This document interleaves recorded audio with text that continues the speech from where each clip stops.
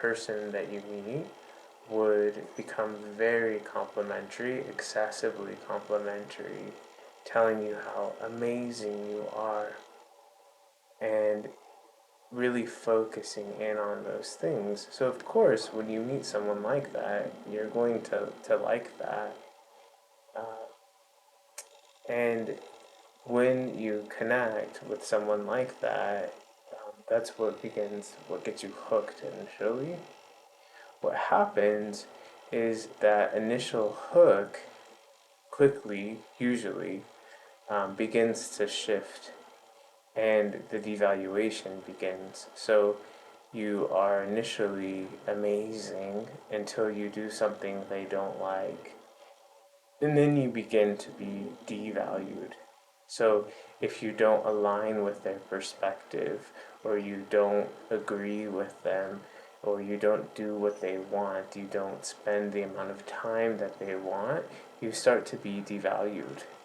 You start to be criticized. And then that becomes the devaluation stage. And you can feel this pressure. So when I work with people who have been love bombed, they talk about this pressure that they feel towards this person. And often what happens, because the idealization is very intoxicating, and so you want to conform actually to whatever they want. You don't want that to end. It's a very intoxicating experience. So there often is a long period of time if you're not aware of what's happening. And often the person that's love bombing, it's not a conscious choice or process. When I work with people who are love bombers, there's a lot of education that I give them to help them understand what's happening. Um, People who have a tendency to love bomb, helping them understand what's happening can be very helpful. Sometimes it's very hard for people who tend to love bomb because it's actual connection is very boring for them. It's not as exciting. Real connection is quite slow. It's quite boring, and so it takes some getting used to. What happens is uh, once the devaluation occurs, there reaches a point where there is a discard, because once the devaluation starts to happen, there's a realization at some point that this connection is not going to happen, that the idealized version that occurred in the beginning is not going to happen. This connection was never existed, and it's not going to sustain, and so there is a discard. We're not going to work out. This isn't going to happen, and so then there is a discard.